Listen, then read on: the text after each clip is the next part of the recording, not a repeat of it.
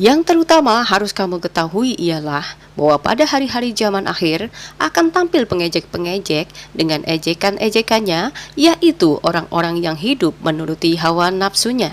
Kau berbuat dosa tapi Yesus bunuh diri. Hei, hei, hei. Buat dosa tapi dia bunuh diri karena kamu. Hei, kamu memang tak tahu diri. Gara-gara kamu engkau salib dia Yesus.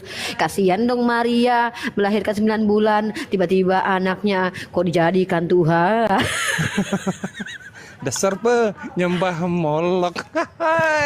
Tiap hari engkau kutuk Yesus. Dasar dasar kau meracun, hari-hari kau kutuk Yesus. Kau yang berbuat dosa, kau yang memperkosa, engkau yang mencuri permen di supermarket. Hei, kau tak tahu diri, kau berbuat dosa tapi Yesus bunuh diri. Hei, hei, hei. Wah, itu asik tuh, nanti yuk kita jadiin parodi nanti.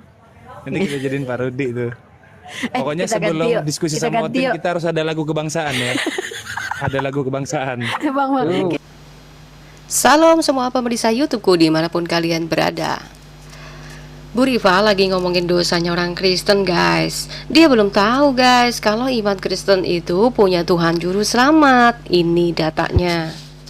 Yesaya 43 ayat 11-12. Akulah Tuhan dan tidak ada juru selamat selain daripadaku. Akulah yang memberitahukan, menyelamatkan, dan mengabarkan. Dan bukannya Allah asing yang ada di antaramu. Kamulah saksi-saksiku. Demikianlah firman Tuhan, dan akulah Allah. Jadi ketika manusia berdosa, ada Sang Maha Pengampun dosa kita. Jadi bukan Allah asing yang bukan Allahnya Abraham, Ishak, dan Yakub. Karena Allah asing bukan juru selamat, dan Allah asing itu tidak pernah menyatakan diri sebagai Tuhan, apalagi penyelamat. Katamu umat Kristen mengutuki Yesus tiap hari. Nah sekarang pertanyaannya, bagaimana dosa kamu tiap hari, tiap detik, tiap waktunya juga bisa diampuni nggak sama Allah kamu? Bagaimana caranya Allah kamu bisa mengampuni dosamu? Ini foto siapa ya? Kok berjilbab tapi membiarkan diri dipeluk laki-laki yang bukan muhrimnya? Apakah dalam Islam ini diperbolehkan? Lalu kemudian engkau yang berbuat dosa, siapa yang menebusnya? Atau mau bilang, oh aku yang buat dosa, ya aku sendirilah yang mengampuni dosa saya. Oh jadi lebih enak dong, tinggal buat dosa lagi dan lagi. Ntar tinggal bilang, aku bertobat ya Allah, aku minta ampun. Habis itu dosanya langsung suci seumur hidup. Kebal dosa dah pokoknya. Menurut Riva seperti itu kali ya. Makanya Bu, fokus pada ajaranmu. Pikirkan bagaimana cara muslimah masuk surga. Dan pikirkan bagaimana Allah Anda adalah benar-benar Tuhan yang mengampuni dosa kalian. Dan dengan cara apa? Malah justru saya menemukan dalam hadis Bukhari 2983 ya. Ini Rasulullah SAW bersabda, Jibril berkata kepadaku, siapa yang meninggal dunia dari umatmu dengan tidak menyekutukan Allah dengan sesuatu apapun, maka dia pasti masuk surga atau tidak akan pernah masuk neraka. Beliau bertanya, sekalipun dia berzina dan atau mencuri? Jibril alaihissalam menjawab, ya sekalipun dia berbuat dosa itu. Nah bagaimana? Ada data dan dalil yang jelas-jelas nyata, tersirat dan tertulis, bahkan tercantum nomor serinya ya. Kemudian berbicara secara eksplisit bahwa di sini semua umat Islam mau berbuat dosa apapun tetap masuk surga katanya, ya kan? Bagaimana Anda bisa menuduh orang Kristen bisa bebas berbuat dosa? Dalam Efesus 5 ayat 15-17, karena itu perhatikanlah dengan seksama bagaimana kamu hidup. Janganlah seperti orang bebal, tetapi seperti orang arif, dan pergunakanlah waktu yang ada, karena hari-hari ini adalah jahat. Sebab itu janganlah kamu bodoh, tetapi usahakanlah supaya kamu mengerti kehendak Tuhan. Memang tak tahu diri. Gara-gara kamu engkau salib dia Yesus. Kau yang berbuat dosa, kau yang memperkosa, engkau yang mencuri permen di supermarket. Hei, kau tak tahu diri, kau berbuat dosa tapi Yesus bunuh diri. Hei, hei, hei. Ya, cuma bisa mengolok-olok. Nih, baca nih. Ini ada datanya ya dalam kitabmu, Bu, ya. Kamu boleh menangguhkan menggauli siapa yang kamu kehendaki di antara mereka dan menggauli siapa yang kamu kehendaki dan siapa-siapa yang kamu ingini untuk menggaulinya kembali. Dari perempuan yang telah kamu cerai, maka tidak ada dosa bagimu. Yang demikian itu adalah lebih dekat untuk ketenangan hati mereka, dan mereka tidak merasa sedih dan semuanya rela dengan apa yang telah kamu berikan kepada mereka. Dan Allah mengetahui apa yang dalam hatimu, dan adalah Allah Maha mengetahui lagi Maha penyantun. Quran Surat Al-Ahzab ayat 51. Coba maksudnya apa dan ini untuk siapa ayatnya ya? Lanjut. Dalam Quran Surat Al-Fath ayat 2, supaya Allah memberi ampunan kepadamu terhadap dosamu yang telah lalu dan yang akan datang, serta menyempurnakan nikmatnya atasmu dan memimpin kamu kepada jalan yang lurus. Hayo, buat siapa nih? Nah, kalau misalkan Bu Rifa merasa bicara pakai dalil itu bukan menghujat, oke, saya sudah lampirkan ya kata dari Quran itu sendiri dan juga dari hadis sendiri berdasarkan data ya.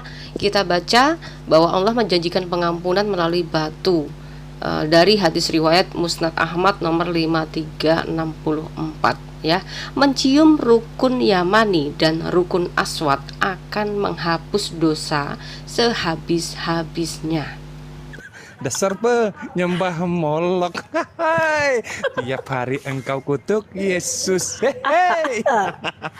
Dasar dasar kau yang meracun, hari-hari kau kutuk Yesus. Kau yang berbuat dosa, kau yang memperkosa, engkau yang mencuri permen di supermarket. Hei, kau tak tahu diri, kau berbuat dosa tapi Yesus bunuh diri. Hei, Yesus bukan bunuh diri, Bu Rifa, tapi itulah kepercayaan Kristen. Tapi kalau kamu mempercayai jika dengan mencium rukun Yaman dan rukun Aswad bisa menebus dosamu sih, silakan saja.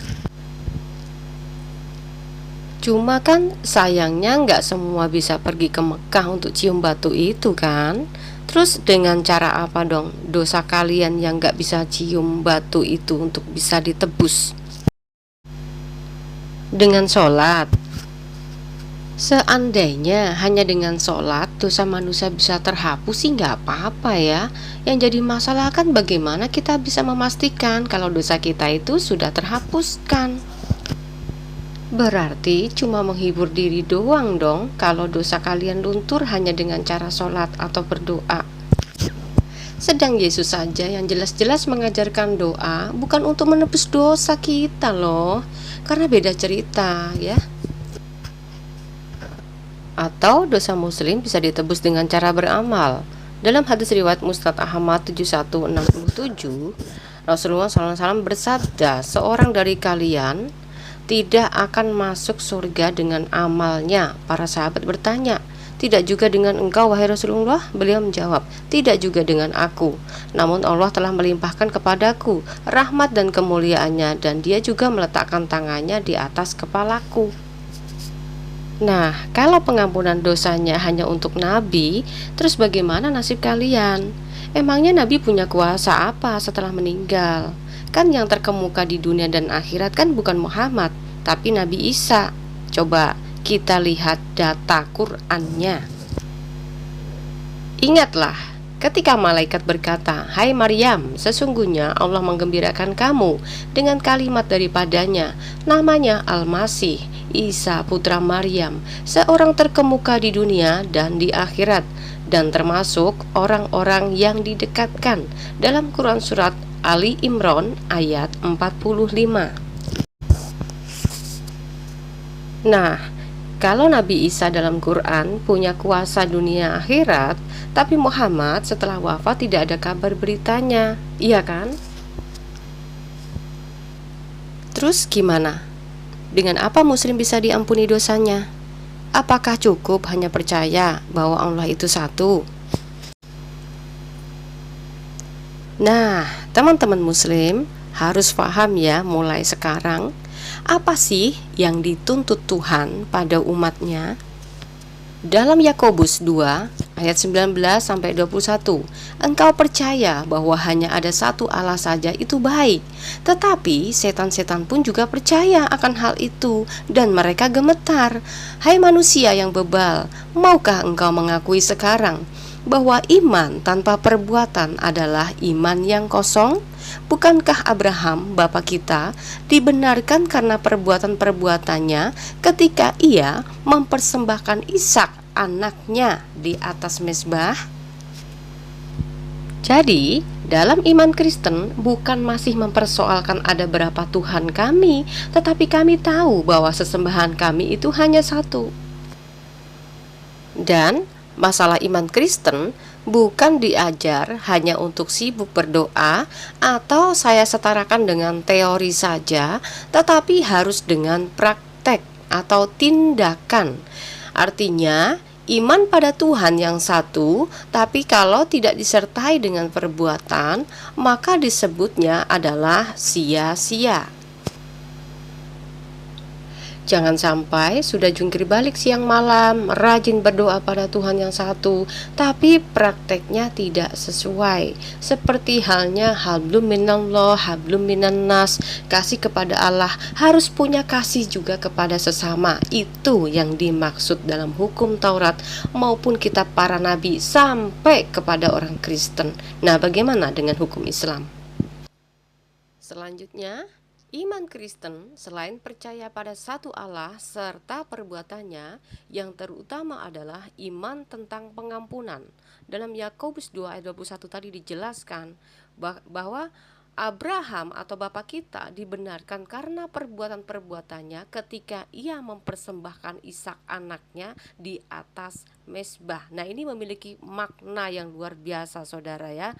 Nah, kita akan pelajari sejarah perjanjian yang diadakan oleh Allah dengan Abraham melalui anak kekasihnya itu bukan sekedar dongeng, tapi pemaknaan yang sakral antara Abraham dengan Allah, bahwa pengorbanan Ishak adalah gambaran janji akan karya pengampunan dosa untuk manusia melalui darah anak domba, yaitu Yesus Kristus sebagai domba Allah tanpa cacat dan tanpa cela. Makanya proses sejarah pengorbanan Ishak digantikan dengan anak domba kan? Nah, itu maksudnya ya. Teman-teman harus bisa paham mulai sekarang. Nah, sekarang kembali pada laptop. Kenapa Bu Rifa terlalu percaya diri bicara bebas tanpa kendali? Karena dia tahu banyak umat Islam itu sangat awam dengan kitabnya sendiri. Hampir umat awam hanya didoktrin pahala. Maka sebabnya nggak sempet untuk mengerti arti kitabnya yang sesuai bahasanya sendiri. Kan yang penting pahala, baca Arabnya doang, ya kan? Padahal sebagai pendakwah atau dikatakan pembela iman Islam, cobalah buat edukasi yang sehat agar umat atau penggemarnya itu semakin dicerdaskan dan bukan diajari hanya untuk buat olok-olok begitu ya. Ntar dibales ngamuk lagi. Saya pun sangat bisa kalau di medsos cuman keluar-keluar bikin lagu ejekan-ejekan begitu. Sangat bisa. Bahkan ketika saya mengejek juga bisa pakai data. Yang jadi masalah adalah apa yang disampaikan Rifa, apakah betul itu sesuai data? Apakah ada data mengatakan Yesus bunuh diri? Nah, jika saya membuat ejekan bukan hanya cuman sekedar olok-olokan yang tanpa dasar ya, bahkan saya juga bisa menunjukkan data sangat valid sekali begitu. Tapi apakah Yesus mengajarkan demikian? Jawabannya tidak. Justru inilah pesan penting buat kita umat Kristiani bahwa Alkitab adalah iya dan amin. Apa yang sudah tertulis 2000 tahun yang lalu semua pasti sudah akan digenapi ya. Jadi mulai terlihat semuanya sekarang. Karena sebelum Bu Rifa mengejek iman Kristen, Yesus sudah mengalami ejekan terlebih dahulu ketika menghadapi masa di depan Pontius Pilatus. Jadi, apakah Yesus langsung buat sabda, "Perangilah mereka yang memerangi kamu"? Jawabannya tidak, bukan? Nah, ini bukan ajaran di Alkitab. Mungkin ada di ajarannya Rifa sendiri. Nah, kacau nggak tuh kalau ada ajaran yang mengklaim sempurna, tapi kalau ajarannya masih di zaman perjanjian lama, mata ganti mata, gigi ganti gigi, dan lain sebagainya, itu sudah nggak laku buat kami. Nah, justru itulah dunia harus tahu bahwa tanpa sang penasehat ajaib, Mesias Kristus itu, maka kita tidak bisa mendapatkan ajaran dan teladan dari Tuhan secara langsung, ya. Oleh sebab itu juga, apa yang diajarkan Yesus itu bukan karena dia tidak pernah merasakannya, tetapi karena di dalam kemanusiaannya lah dia mampu membuktikan diri sebagai manusia suci yang bukan cuma pintar ngomong. 2 Petrus 3 ayat 3, yang terutama harus kamu ketahui ialah bahwa pada hari-hari zaman akhir akan tampil pengejek-pengejek dengan ejekan-ejekannya, yaitu orang-orang yang hidup menuruti hawa nafsunya. Jadi, kalau siar agama dengan ejekan begitu, dasar hatinya penuh kebencian dan bukan dengan kasih. Tetapi justru dengan ejekan-ejekan begitulah kita semua telah ditunjukkan ajaran yang Bu Rifa imani. Kau berbuat dosa tapi Yesus bunuh diri. Hei, hei, hei. Nah, sekarang saya mau bertanya nih, anak siapa ya yang siap bunuh diri menggantikan Nabi Isa di kayu salib dalam kitabmu ya, Bu? Saya tunggu loh respon jawabannya supaya semakin banyak orang waras lagi ya. Nih ya, Bu Rifa sebagai muslimah yang taat, baca ini dalam Ibrani 10 ayat 26 sampai 27. Sebab jika kita sengaja berbuat dosa sesudah memperoleh pengetahuan tentang kebenaran, maka tidak ada lagi korban untuk menghapus dosa itu, tetapi yang ada ialah kematian yang mengerikan akan penghakiman dan api yang dahsyat yang akan menghanguskan semua orang durhaka. Jadi, pemahaman Kristen bukan kita bebas berbuat dosa, kemudian tiap hari minta Yesus disalib, tidak ya. By the way, bicara dosa, saya menemukan data hadis yang mengemukakan demikian. Hadis riwayat Sahih Muslim 4971 dari Nabi SAW bersabda, di hari kiamat kelak sekelompok dari kaum muslimin akan datang membawa dosa mereka sebesar gunung. Lalu Allah mengampuni dosa-dosanya, kemudian dibebankannya kepada orang-orang Yahudi dan Nasrani. Itu menurut pikiranku. Raul berkata, aku tidak tahu dari siapa keraguan ini. Aku, Burdah berkata, maka hal ini aku ceritakan kepada Umar bin Abdul Aziz. Lalu dia bertanya, apakah Bapak menceritakan hal ini dari Nabi? Aku menjawab, ya. Nah, ini lebih parah kan? Masa kalian muslim yang berbuat dosa kok disuruh Yahudi dan Nasrani untuk menggantikan dosa kalian sih? Jadi, kesimpulannya yang tidak tahu diri itu siapa? Dalam hadis Sahih Bukhari 6284, ini diceritakan Nabi SAW bersabda, tidaklah berzina orang yang berzina ketika ia berzina dalam keadaan beriman, dan tidaklah mencuri orang yang mencuri ketika ia mencuri dalam keadaan beriman. Nah kan, akhirnya parodinya bisa gagal disebabkan apa yang dituduhkan ke Kristen ternyata terdata dalam kitabnya Rifa sendiri. Nah, Bu Rifa juga tadi menyebutkan kalau kita tiap hari mengutuk Yesus. Padahal jalan kutuk dalam karya kayu salib sudah berlalu, Bu, dan itu berlaku hanya untuk satu kali. Ini datanya, Ibrani 9 ayat 28. Demikian pula Kristus hanya satu kali saja mengorbankan dirinya untuk menanggung dosa banyak orang. Sesudah itu ia akan menyatakan dirinya sekali lagi tanpa menanggung dosa untuk menganugerahkan keselamatan kepada mereka yang menantikan dia. Kedatangan Yesus yang kedua kali maksudnya ya. Jadi inilah kebenarannya. Aja. Gini ya, ini bukan monolog, guys, gini ya. I am a Muslimah, you know. I'm so sorry. I have a God di mana Tuhan aku itu adalah tempat makhluk bergantung, bukan Tuhan yang digantung makhluk. Aku nggak akan terima gitu ketika Tuhan aku itu dituduh bolong. Yes, nggak mau, no. Jangan paksa aku. Aduh, lebay amat sih Bu. Jadi halu kan?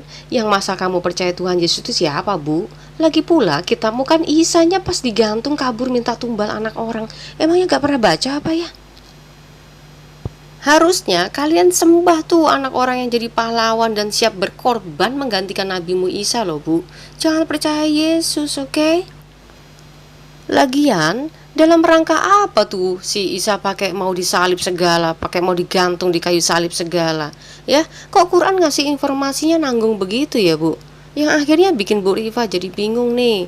Nyari Isa dari kitab orang Kristen. Aduh, lebih banget lagi kata-katanya. Ampun, nenek-nenek juga ganjennya minta ampun. Makanya Bu ya, lain kali kalau punya kitab itu dibaca terjemahannya juga. Jadi biar ngerti gitu loh. Cari jawabannya. Kenapa tuh Nabi Isa pakai disalib segala?